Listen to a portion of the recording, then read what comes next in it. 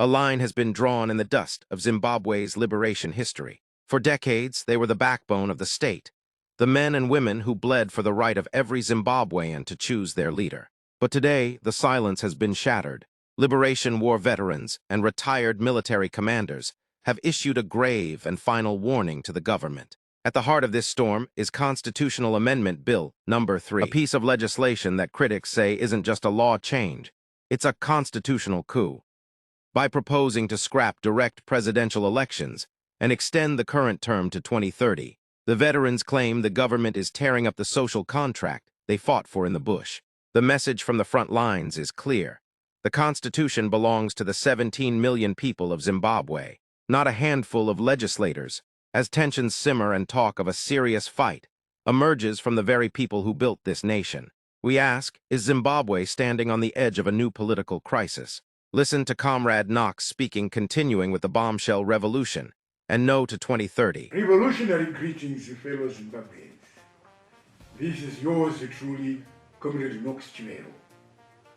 Today I stand before you not as an individual seeking political office, but as a servant of history, a patriot summoned by the cries of a nation, called to carry forward a struggle that belongs to all of us. This is not an individual fight. It is the fight of every Zimbabwean mother who goes to bed hungry so her children may eat.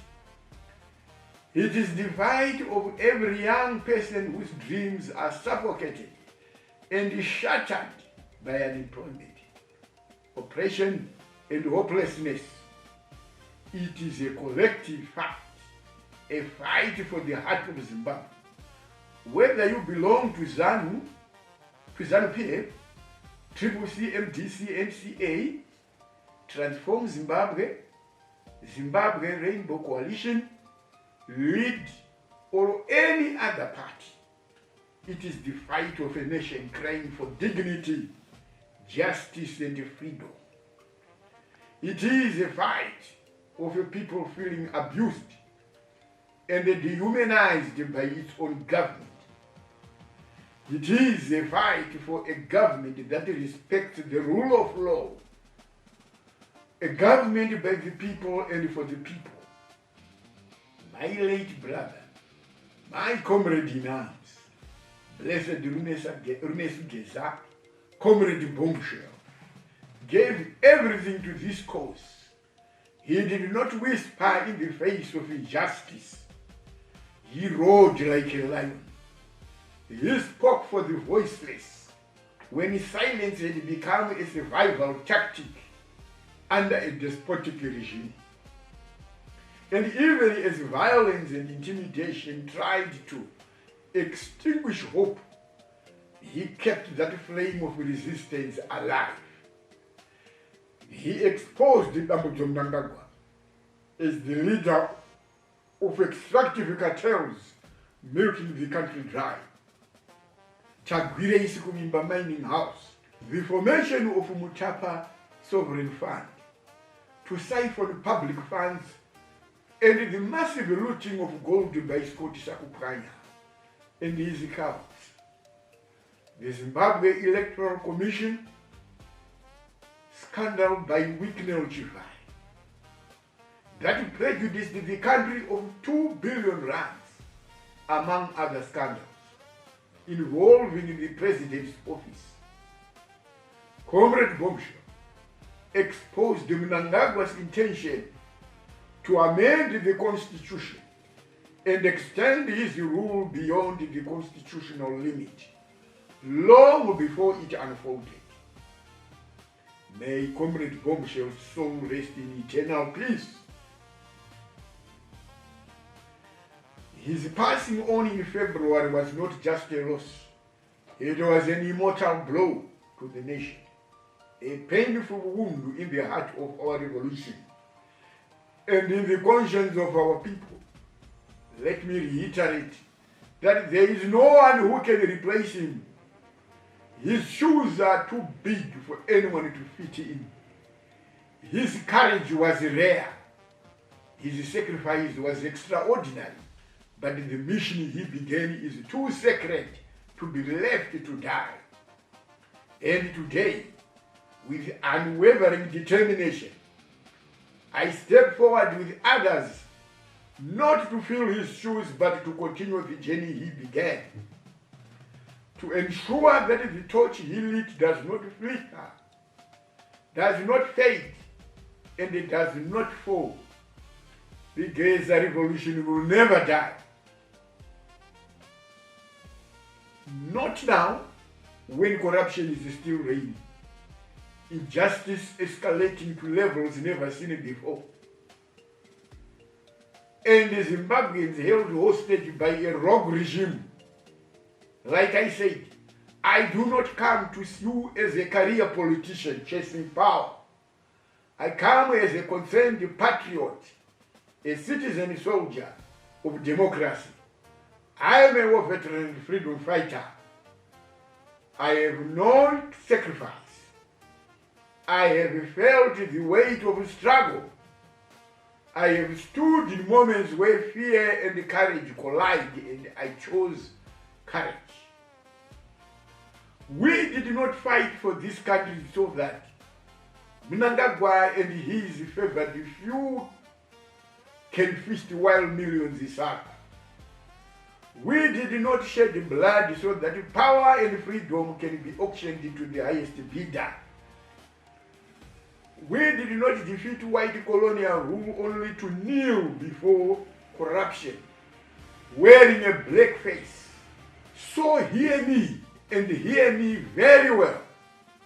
We know what it means to make hard choices, to keep faith with comrades in the darkest hours, and to put country before self. That principle will continue to guide us. We will fight all these injustices to the rare end. Mnangagwa's days are numbered. His administration is now in the intensive care unit. We will continue to organize, mobilize, and fight with unbreakable resolve until the promises of our liberation struggle are fulfilled. We say no to a government built on theft and arrogance, a government whose preoccupation is on consolidating power at the expense of the people. We demand a Zimbabwe where the wealth of our land benefits its people, not a small, greedy elite and their cronies. Quoting from retired General VP Chiwenga, opening quote, all Zimbabweans deserve a place on the feeding table, and all their mineral resources belong to them, close of quote.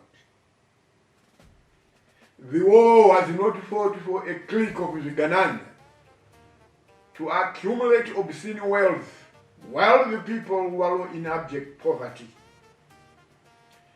And because their hunger for looting knows no limits, they now turn their eyes to our sacred constitution. They are now seeking to twist it, rig, mutilate, and bend it to the will of one man with imperial desires. They want more time, not to serve you, but to steal more from you and protect their loot while you languish in abject poverty.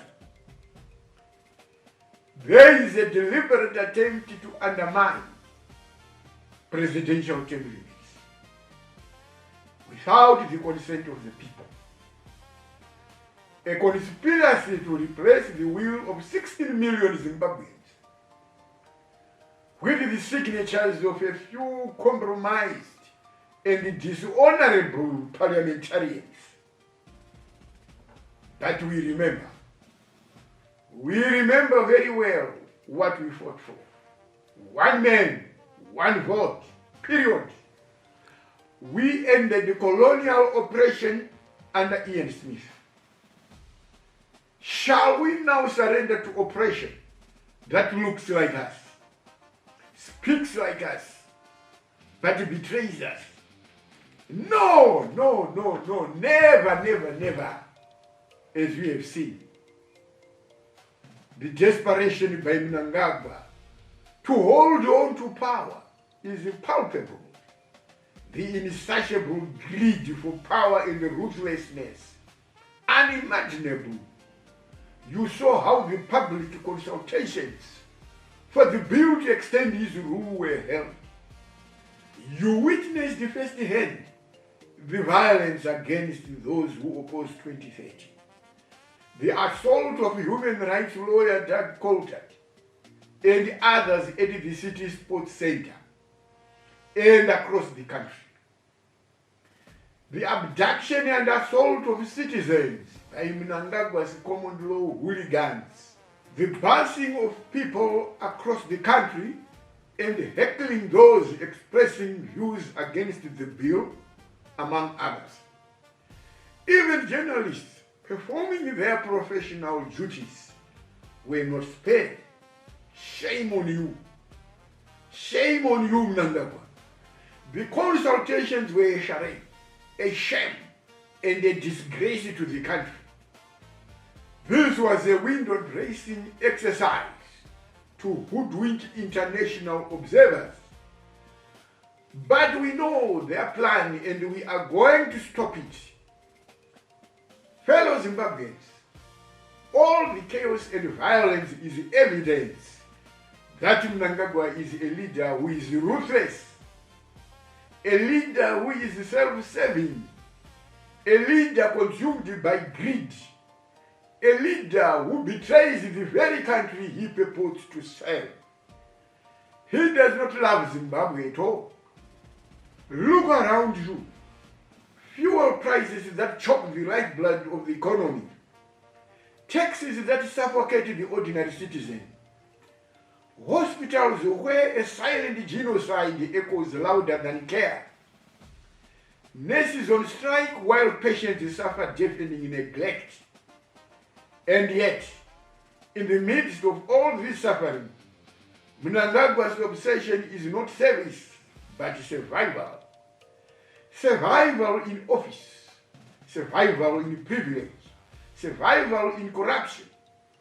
Those who speak out against their will to extend their rule are arrested. Those who demand justice are assaulted. Meanwhile, those who plunder walk freely, protected and fortified. But let this be a warning. Clear and unmistakable. The people have been watching. The people are awakening. We are organizing and mobilizing for definitive action. This nation was bought with blood, sacred blood of patriots. It was not given on a silver platter. You cannot treat it like a personal property. You cannot reshape its constitution to suit your ambitions. You cannot rewrite history to suit your ego. You cannot mortgage the future of our children for the comfort of today's rulers and their cronies.